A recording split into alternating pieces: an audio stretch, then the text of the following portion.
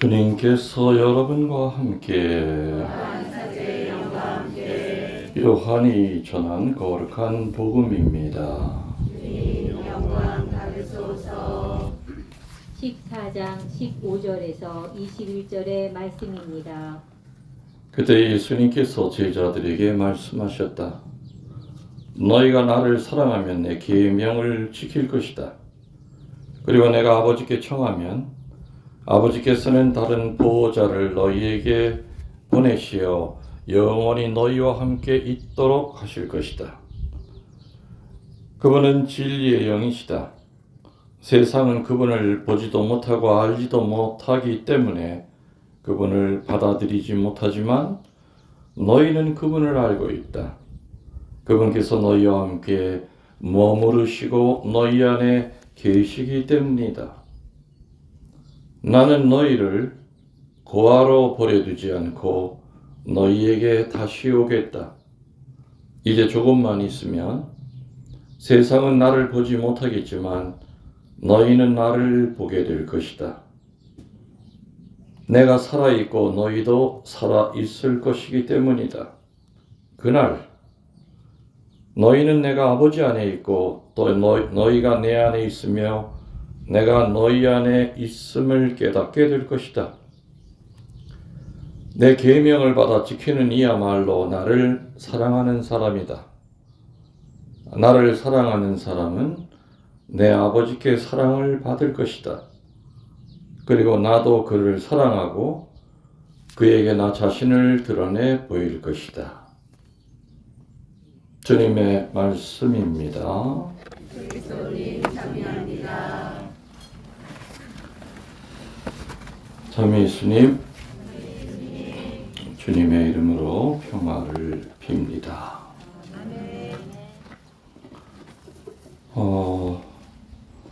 오늘 서울방은 앞에 뭐 이렇게 명찰을 안 달았기 때문에 누가 누군지는 제가 알 길이 없고, 오늘 누가 일독서였어요? 자매는 세례명이 어떻게 됩니까? 가브리엘라는 여기 어떤 연고로 여기로 오셨어요? 어떻게 오시게 됐어요? 그거는 확실히 외국 왔구만. 제가 늘 강론 시작하면서 어떻게 오셨습니까? 그러면은 상황 파악을 못하는 사람들은 차 타고 왔습니다. 택시 대절해서 왔습니다.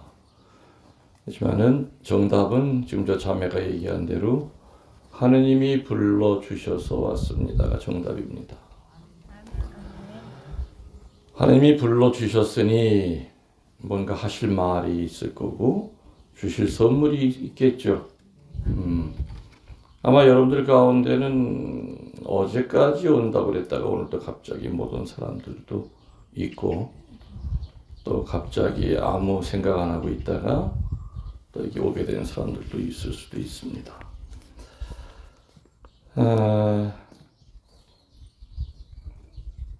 불러주셔서 하실 말은 사제의 입을 통해서 또 이곳에 머무는 동안 여러분의 양심을 통해서 하다못해 이 아름다운 자연을 통해서도 뭔가 메시지를 주실 거라고 생각이 되고 하실 말은 그렇고 주실 거는 아주 정확하게 세 가지를 주십니다. 첫 번째는 치유의 은혜를 주실 겁니다. 아멘. 두 번째로는 내 안에 있는 어둠이 떨어져 나가게끔 구마의 은혜를 주십니다. 아멘. 세 번째로는 믿음의 은혜를 주실 것이다. 아멘. 이 세 가지의 선물을 그거를 주기 위해서 여러분이 여기 오려고 노력한 것보다 수십 배 하느님은 여러분을 이 자리에 끌어내기 위해서 얼마나 애를 쓰셨는지 모릅니다. 부르심을 받고 이 자리에 앉아 있다는 그 마음 자세와 뭐 그냥 따라왔다고 하는 그 마음 자세에서 그 차이는 하늘과 땅의 차이만큼 큽니다. 여러분들이 천주교 신자 어쩌다 됐다 그런 마음을 갖고 사는 것과 감히 천주교 신자 될 자격도 없는 나를 주님이 물과 성령으로 세례 주시고 구원의 길로 이끄셨다고 하는, 내가 천주교 신자로 살아간다고 하는 그 부르심에 대한 그 생각을 갖고 사는 것과는 또 천지 차이겠죠. 아까 여러분들이 이렇게 도착해서 주변 둘러보셨죠? 여러분은 저를 못 보지만 저는 여러분들을 다 관찰을 합니다. 왜냐면은 사제관 안에서는 여러분들이 보이지만 여러분들은 안 보이죠, 사제관 안이. 그래서 어떤 분은 내가 이렇게 많이 유리창 옆에 서 있는데 내 앞에 와가지고 화장도 이렇게 고치고, 그래서 유리창 가서 이렇게 뺨도 한번 만져주고 싶은데 루즈도 이렇게 칠하는 양반도 있고. 아까 보니까 연못 쪽에서 어느 부부가 뒤에 배낭 메고, 그 형제 어디 계신가? 하얀 옷. 자매님은 뭘 열심히 땅에서 뭘 연못쯤에서 뭘 땄어요. 딴 거예요? 주순 거예요? 뭐예요 그게? 너무 궁금해. 뭐 이때를 딴 겁니까?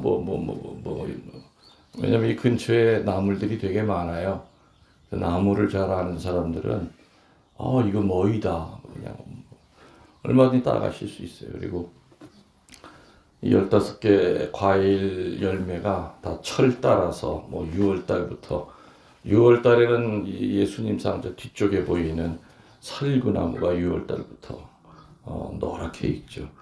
그래서 그때마다 미사 오는 사람들은 운 좋게 그 아다리가 맞으면 봉지에다가 따가실 수 있습니다. 보리수도 있고 오얏나무도 있고 자두도 있고, 가을 되면 대추나무도 있기 때문에 맛있는 대추를 따갈 수 있고 그렇습니다. 그래서 여러분들 점심 드시고 나서 이렇게 주변 돌아보면서 이렇게 먹을 거리가 있으면은, 여기는 약을 안 치니까 따서 저녁 한 끼라도 이렇게 야채해서 드실 수가 있습니다. 개신교에서 천주교로 개정한 어느 교장 선생님이 철야 기도할 때 저에게 물었습니다. 뭘 물었냐면은 여러 가지. 천주교를 오게 된 그 결정적인 계기가 요한복음 6장 52절에서 57절이었다고 그래요.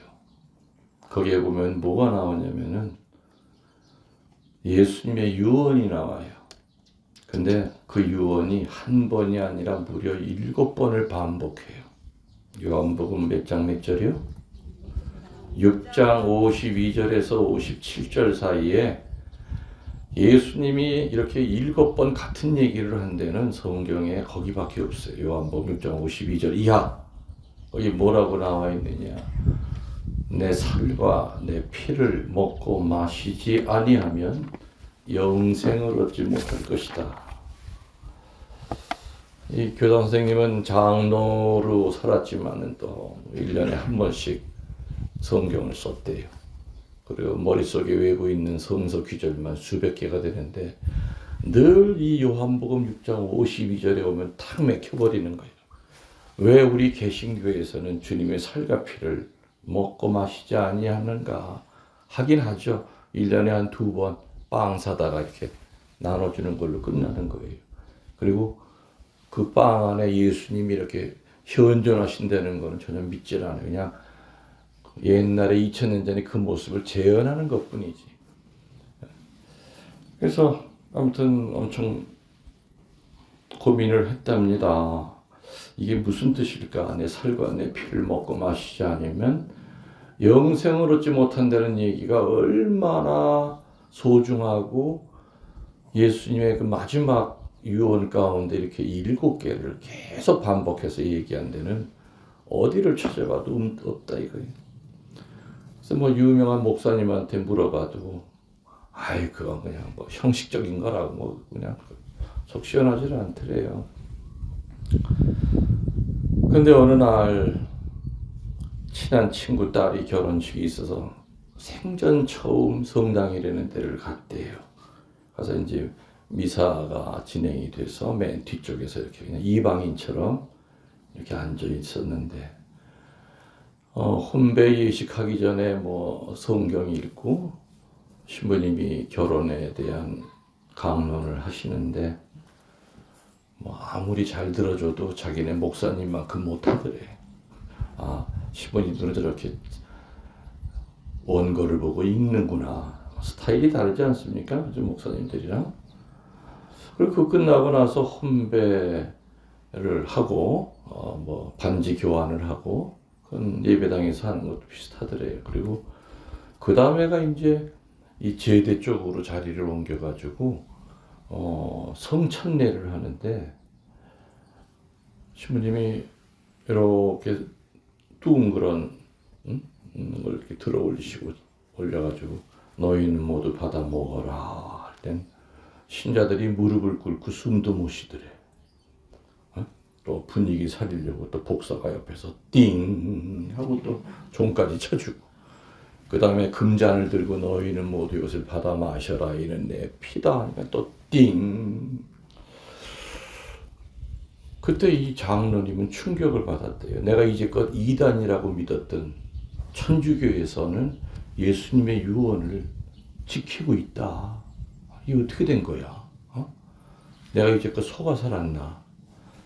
그래서 이 장로님은 세례 받으려고 교리반에 들어온 게 아니라 알아보려고 교리 시간을 찾아서 그래서 아예 등록도 안 하고 5분 늦게 들어가고 5분 일찍 나왔대요. 잡을까 봐. 근데 교리가 이렇게 점점 좀 횟수가 거듭될수록 와, 내가 천주교에 대해서 그렇게 무식하게 살았구나. 자기는 개신교에서 뭐라고 배웠느냐? 어떻게 인간이 인간에게 죄를 고백하느냐? 그건 신부 우상 숭배하는 거다. 근데 교리 배워보니까 사제에게 고백하는 게 아니야. 사제 옆에 예수 그리스도가 계셔. 사제의 입을 통해서 네 죄를 사함받았다고 하는 것을 공식적으로 선언하는 거예요. 하나하나 이게 의문이 풀려가면서 마음이 흔들렸대요. 그래서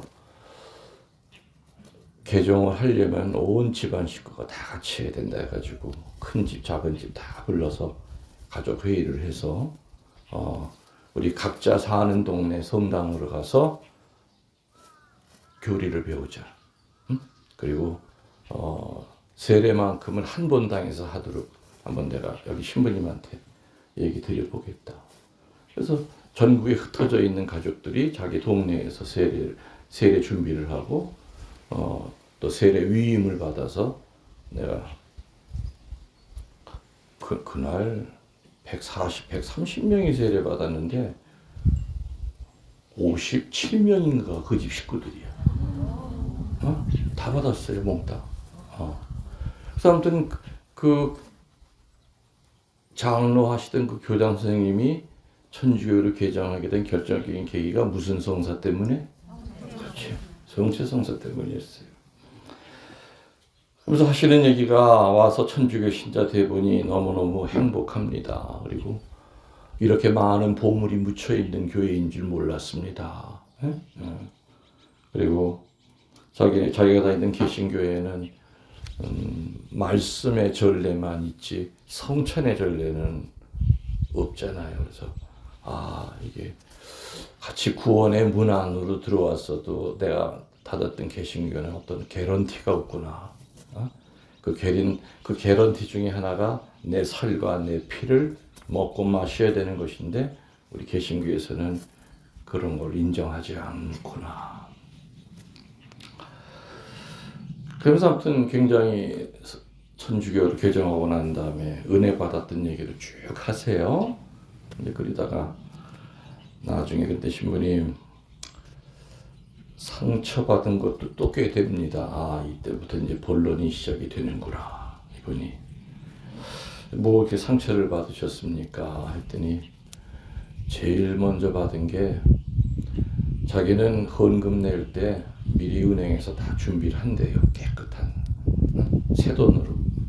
그리고 정말 11조 생활을 철저히 했대. 그래서 헌금 낼 시간이 돼가지고 예배당에서 하는 것처럼 그 액수를 이렇게 딱 봉투에다가 준비했더니 봉투 이게 두툼하니까 옆에 있던 대부님이 옆구리를 찌르더니 얼마 넣었어? 그러더니 그래서 예 얼마 넣었습니다 했더니 이 사람 큰일 나네. 천주교는 그렇게 많이 내는 데가 아니야. 다 빼고 5,000원만 집어넣어. 그래서 대부님이 그렇게 하라고 그러니까 그래서 그냥 이거 어떡하나. 그때부터 자기는 너무 죄의식을 느꼈대요. 한평생을 자기는 하느님께 봉헌하는 것은 늘 이런 마음으로 봉헌해야 된다고 배웠는데 천주교 오니까 세상에 그것 때문에 돈 많이 내는 것 때문에 박해를 받고 대부님한테 혼이 나고 막 그래요.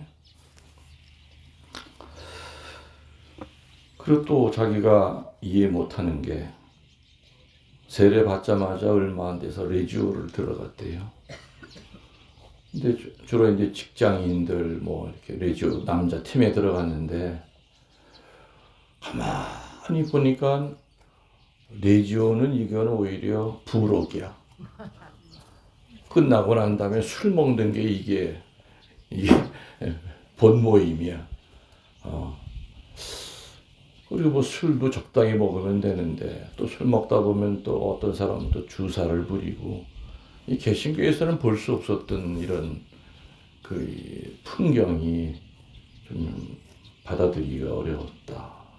쭉 그런 얘기를 하세요. 그리고 또 뭐 얘기가 나온 김에 신부님들 강론에 대해서도 좀 얘기하고 싶다. 얘기해 보세요. 그랬더니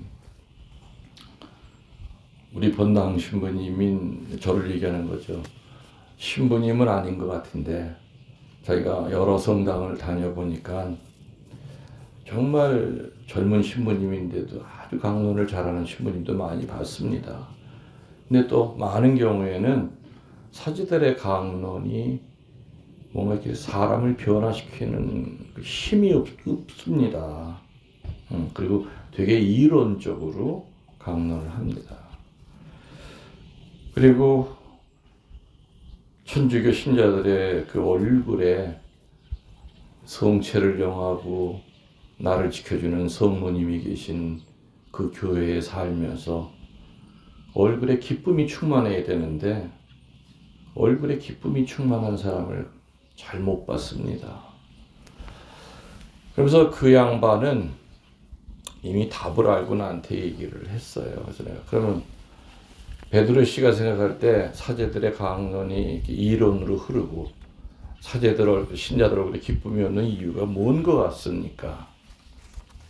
저도 답은 알고 있었어요. 근데 그분이 어떻게 파악했는가가 궁금했죠. 그랬더니 그분은 조금의 망설임도 없이 바로 성령에 대한 뜨거운 체험이 없는 것 같아요. 여러분들 동의하세요? 성령에 대한 그 뜨거운 체험이 없다 보니까 다 형식이 돼버리는 것 같아요. 그 많은 보물을 갖고 있음에도 불구하고 그냥 주의를 그냥 지켜야 돼. 성사 보는 거 귀찮아서라도 주일은 나가야 돼. 그리고 내가 영하고 있는 이 성체가 이게 뭔지도 모르고 그냥 주니까 먹는 거야.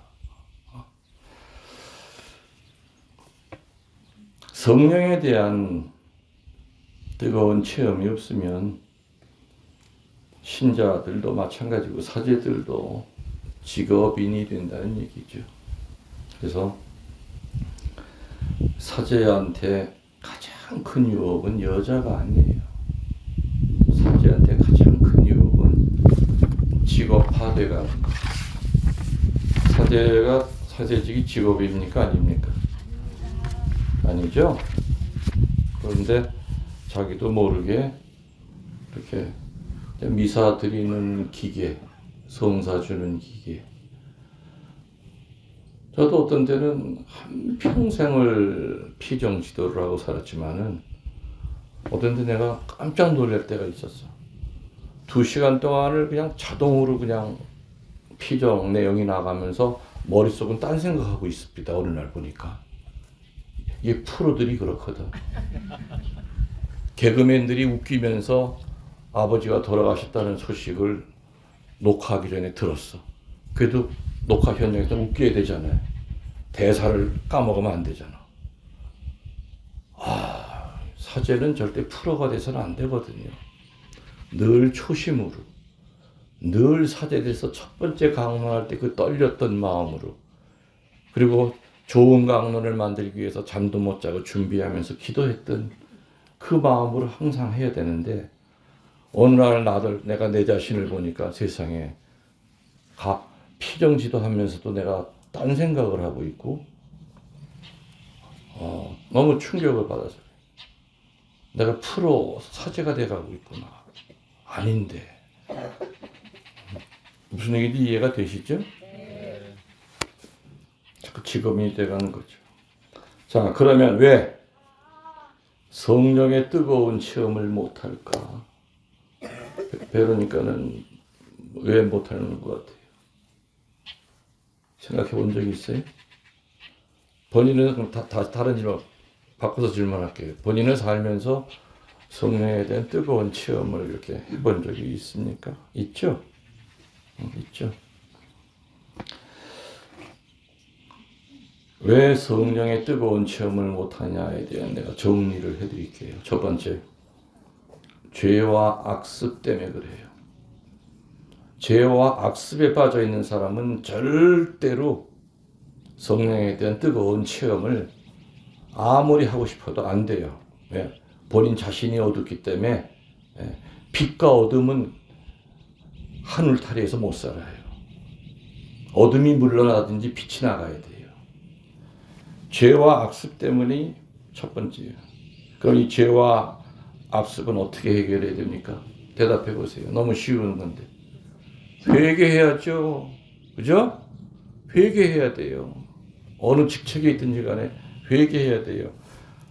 잘못된 사고방식, 잘못된 생활관, 잘못된 인생관, 가치관을 바로잡아서 하느님의 사람으로 변화되는 것이 바로 회개예요. 악습과 죄가 되는 것은 눈길조차 줘서는 안 돼요. 단호하게 끊어버려야죠.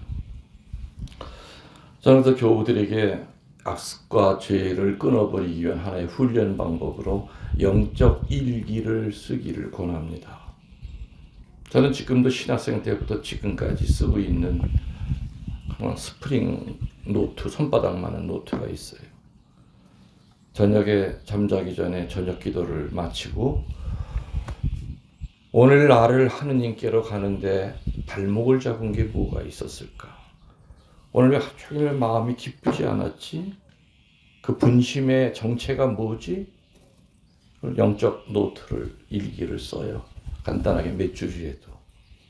그리고 고해성사 볼 때가 되면 한 달 동안 그거를 가지고 성사거리 1번이 뭐구나, 2번이 뭐구나. 그래서 훈련을 해야죠. 영적 일기를 적으시기를 권해드리고 싶습니다. 그리고 얼마나 그 영적 일기가 세월이 지나고 나면은 얼마나 나를 성숙한 신앙인으로 만들었는지 되게 고마워할 거예요. 그리고 후회가 아니라 진정한 회개를 해야만 됩니다. 후회는 자존심 상한 지 자신이 미운 거에 후회입니다. 어휴 등신아, 고백소에 들어가는 것도 지겹지 않냐. 너 똑같은 게 또 떨어져서 지 자신의 죄에 떨어진 것은 자존심이 상한 거죠. 그렇지만 회개는 뭡니까? 하느님 마음을 아프게 한 것을 깨닫는 거예요. 내가 냉담할 때 성모님 마음이 얼마나 아프셨을까? 내가 다른 사람 이렇게 근거 없이 비방하고 다닐 때 내 안에 계신 성령이 얼마나 가슴 조이면서 너 그러면 안 된다. 그래서 회개는 하느님의 마음을 헤아리는 거예요. 후회는 그냥 자기 자신만 생각하는 거예요. 그냥 죄의식으로 빨리 도망치고 싶은 그 생각뿐이에요. 그건 후회야. 그래서 옛날 교우들은 고백소 안에 들어오면은 항상 어떤 식으로 고백을 했느냐. 제가 이러이러한 죄로 인하여 예수 성심을 아프게 했나이다. 제가 이러이러한 죄를 져서 성모님의 마음을 아프게 했나이다. 항상 하느님 마음 아프게 한 것을 먼저 고백했어요. 근데 요즘 고백서에서는 교리 때 그런 것도 가르치지도 않지만 하느님 마음 아프게 해서 제가 이런 죄를 졌다는 그 얘기하는 사람 보기 참 드물어요. 옛날에는 철저했거든. 제가 이러이러한 죄로 인하여 예수 성심을 거스렸나이다. 제가 이러이러한 죄로 인하여 성모 신심을 아프게 했나이다. 하느님 마음을 내가 아프게 하는 거에다 포커스를 맞추는 게 그게 회개예요. 그리고 자기 자존심 상한 거 그거 하나만 가지고 빨리 그냥 때 벗겨내듯이 가서 그냥 때 좀 벗고 나오자. 그래서 후회한 사람은 신비스럽게도 하루도 못 돼서 똑같은 죄에 또 떨어져요. 근데 하느님 마음을 아프게 했다고 하는 그 눈물을 흘리면서 하는 회개는 같은 죄에 쉽게 안 떨어지죠. 아멘을 하면 그렇게 될 거고 아멘을 안 하면 그냥 이대로 산 것처럼 살 거고 뭐 나와는 상관이 없어. 본인들이 알아서 하는 거지. 그리고 악습이라고 하는 것은 작은 것이라도 습관된 것은 내 영혼에 치명적이 돼요. 저는 악습 뭐 있어요? 어떤 사람은 핸들만 잡으면 헐크가 돼. 응? 얌전한 사람이 핸들만 잡으면 다른 차들을 그냥 이렇게 공포스럽게 만드는 그 악습이에요. 본인은 모르지만 거칠게 운전하는 거. 또 자기를 드러내기 위해서 그냥 자기는 그냥 쪼크라고 하지만 사실은 거짓말이에요. 지라고 분명히 거짓말인데 자기를 더 드러내기 위해서 부풀리는 그런 거짓말 같은 거. 이런 것도 악습이에요, 분명히. 예. 또 뭐 있어요? 말도 되게 거칠게 말하는 사람. 상남자처럼 얘기하는 뭐 욕이 섞여서 얘기한다든지. 따지고 보면 내가 의식하지 못하는 악습이 굉장히 많아요. 그리고 항상 밥을 깨끗이 못 먹고 밥이 없어서 굶어 죽어가는 사람이 이 세상에 얼마나 많아요.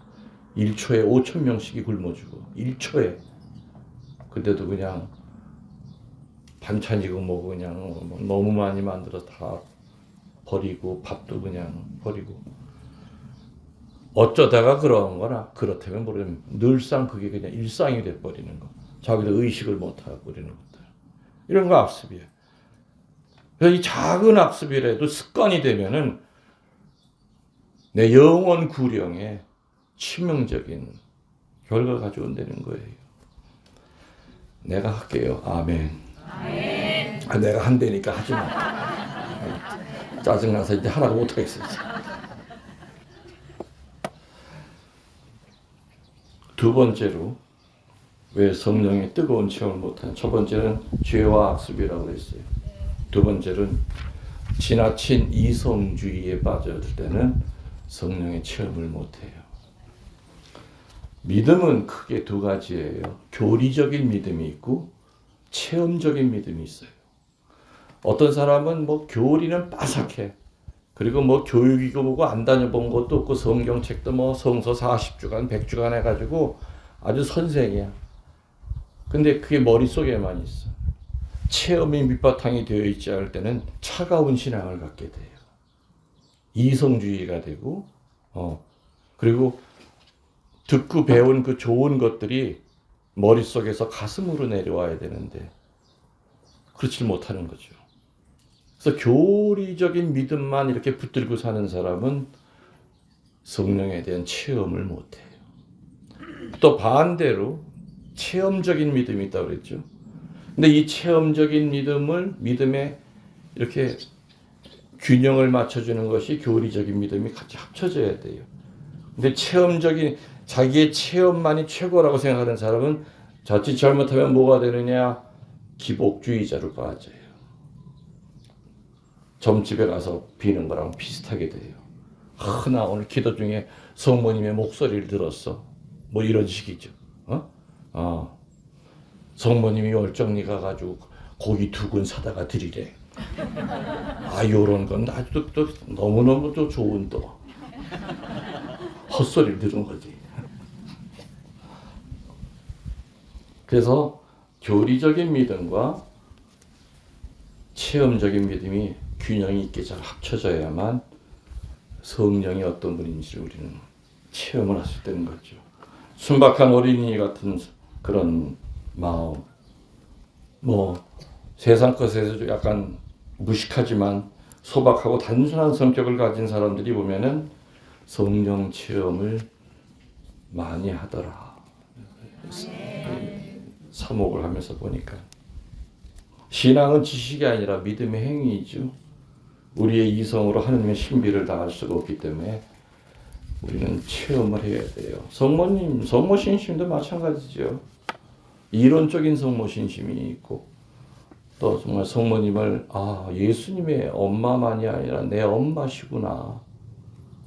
정말 엄마처럼 여기는 그런 체험적인, 그래서 교리적이고 동시에 체험이 따라야 된다. 세 번째로는 뭐가 우리의 성령 체험을 가로막을까? 세 번째로는 이게 제일 중요해요. 교만이에요. 뭐라고요? 교만은 성령 체험하는데 가장 큰 장애 요인이면서 적이에요. 교만한 인간은 절대로 성령에 대한 뜨거운 체험을 못 해보고 죽어요. 교만의 그 정체가 뭐냐 쭉 설명해 드릴게요. 첫 번째, 교만은 진리 앞에 머리 숙이지 않는 거죠. 다른 말로 그리스도에게 무릎을 꿇지 않는 게 교만이에요. 교만은 진리 앞에 머리를 숙이지 않는 것이다. 교만은 그리스도 앞에 무릎을 꿇지 않는 태도가 바로 교만의 첫 번째 정체예요. 두 번째, 교만은 자신의 결함과 결핍과 부족함을 인정하기 싫어하고 죄인임을 부정하는 태도예요. 늘 다른 사람 손가락질만 할 줄 알았지 자기 자신이 죄인이라고 느껴본 적은 별로 없어요. 이게 교만의 두 번째 본질이에요. 세 번째 교만은 뭐냐? 잘못은 자기가 해놓고 그 책임을 다른 사람에게 전가하는, 책임지지 않으려고 하는 그 무책임성이 바로 또 교만의 정체예요. 네 번째로 교만한 자는 겸손이 없기 때문에 남을 섬기고 순종하는 거랑은 전혀 반대 생활을 해요. 어느 자리에 가서든지 깨끗한데 앉기는 좋아하지만 그 깨끗하기까지 얼마나 많은 사람들이 노력을 하고 나도 거기에 동참하겠다고 하는 마음은 없어요. 늘 대접받기만 하네요. 성당에 아무리 바쁜 일이 있어도 일손이 부족해도 그냥 좋은 자리에만 앉는 게, 나는 저런 거 내가 화장실 청소 내가 못해, 나는 그럴 위치가 아니야, 뭐 이런 거죠. 마지막으로 교만의 정체는, 특히 교만한 사람은 절대로 평화가 없습니다. 그 교만이라고 하는 밤송이가 내 안에 있기 때문에 늘 나를 내부로부터 찔러요. 평화가 없고, 그리고 희생적으로 봉사하는 것을 늘 거부합니다. 지금 시대를 환난의 시대, 혼돈의 시대라고 합니다. 이 환난의 시대, 혼돈의 시대에서 우리가 영적으로 살아남는 방법은, 내가 늘 한평생을 얘기했지만 혼란스러울 때는 어떻게 하라고요? 전통으로 돌아가라. 저기 들어오다 팻말에도 적혀져 있죠? 전통 돌아가야 된다. 전통으로 돌아가야만 우리는 성령께 도움을 받을 수가 있다는 얘기입니다. 여러분들 아십니까? 가톨릭의 모든 기도문은 성령께 도움을 청하는 기도로 끝난다는 거 알고 계십니까? 가톨릭의 모든 기도문 끝에는 성령께 도움을 청하는 기도로 끝나요. 여러분들 이왕 신앙생활을 하고 있는 이상 정말 뭔가 좀 뜨겁게 해보고 싶은 그 욕망이 없습니까? 있죠. 있어요. 근데 방법을 모르는 거죠. 그래서 오늘은 간단하게나마 지금 성령 체험하는데 방해되는 거에 몇 가지 얘기 드렸어요. 그죠? 많이도 아니야. 딱 세 가지 얘기. 첫 번째, 죄와 악습이라고 그랬고, 두 번째로는 지나친 이성주의, 체험을 자꾸 배제해요. 세 번째로는 교만. 세 개 중에서 가장 큰 적이 교만이에요. 교만이에요. 사제인저도 하루하루를 성찰하다 보면 아휴, 오늘도 내 교만한테 졌구나, 끌려다녔구나, 그런 걸 느낄 때가 많거든. 쉽지 않아요. 그래서 어거스틴 성인의 제자들이 어거스틴 성인이 임종할 때 그래도 한 말씀을 듣고 싶어서, 스승님, 우리들이 지켜야 될 것 첫 번째 뭡니까? 그랬더니 겸손이다. 그럼 두 번째로 지켜야 될 게 뭡니까? 겸손이다. 세 번째를 지켜야 될 게 뭡니까? 그것도 겸손이다. 겸손. 성령은 하느님의 순결입니다. 오늘 복음에 보면 협조자 보내주신다고 그랬죠? 도와주는 보내줍니다. 예수님은 승천해서 떠나셨지만은 예수님을 대신해서 우리들은 물과 성령으로 거듭 태어나지 않았습니까? 태어난 날짜는 다 다르지만은 여러분들 창세기에 보면은 창조주 하느님이 진흙으로 인형을 빚었죠. 당신 모상대로. 그리고 빚어놨을 때는 그냥 진흙 인형이에요. 근데 비로소 그 인형이 언제 움직이기 시작했어요? 그렇지. 하고 인형의 코에다가 숨을 불어넣으니까 살이 되고, 그죠? 피가 돌기 시작하고, 그때 불어넣었던 그 숨이 바로 성령이에요. 이제 잊지 마세요. 다시 말하면 진흙 인형이 하느님의 순결을 받아서, 다시 한번 성령을 받아서 살아났듯이 성령의 체험이 없으면 우리는 죽을 때까지 진흙 인형이에요. 허수아비예요. 허수아비. 그래서 여러분들이 청하셔야죠. 주님, 제가 정말 뜨거운 성령 이렇게 모시고 싶은데 제가 방법을 잘 모릅니다. 물론 시부님이 가르쳐준 거 이렇게 열심히 하지만 뭔가 아직도 와닿질 않습니다. 제가 그걸 좀 체험할 수 있게끔, 그리고 그냥 십자가 앞에서 눈물을 좀 펑펑 흘려보고 싶어도 눈물이 안 나옵니다. 청해야죠. 구해야죠. 도움을 청해야죠. 오늘 복음은 예수님이 내가 너희들을 떠나도 나 대신 항상 있을 존재, 그 성령에 대한 얘기를 하셨어요. 그래서 우리 그 세 가지 성령 체험을 가로막는 것, 죄와 악습.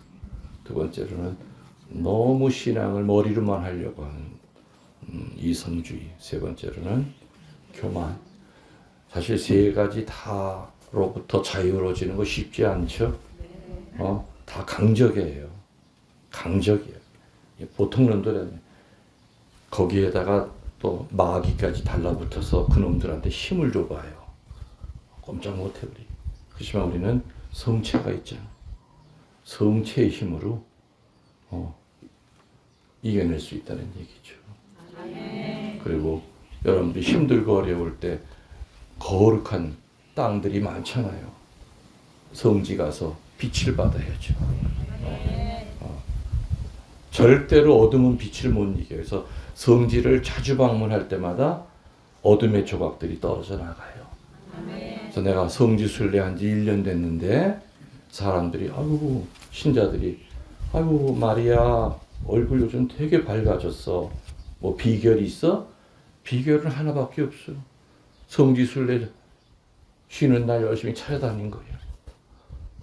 그리고 내가 내 거울을 봐도 그전에는 거울 안에 마귀가 한 마리 이렇게 나를 쳐다보고 있었는데 지금은 이 이쁜 천사가 나를 쳐다봐. 바뀌는 거예요. 바뀌는 거예요. 교회에서 교회는 옛날부터 거룩한 곳으로 찾아다니라고 지침을 줬잖아요. 그죠? 오늘 여러분들 부른 거 성령이 부르신 거예요. 아멘. 그리고 이 미사 시간 내내 수많은 성인들의 전구가 여러분을 향하고 있습니다. 그리고 이따 영성제 후에 두 사람씩 내가 안수를 해드리겠지만은 안수할 때는 자연인 김웅렬의 손이 아니죠? 김웅렬의 손이 아니에요. 예수님을 대신해서 여러분들을 나병 환자에게 손대서 안수해서 치유시켰듯이 우리 일단 아픈 사람들이잖아. 영과 육이. 사제의 손이 그때 예수님의 손으로 바뀐다는 거를 그 믿음이 확신하면 확신할수록 결과는 확실하게 드러날 거라고 믿습니다. 우리 신앙을 고백하겠습니다. 전능하신 천주성부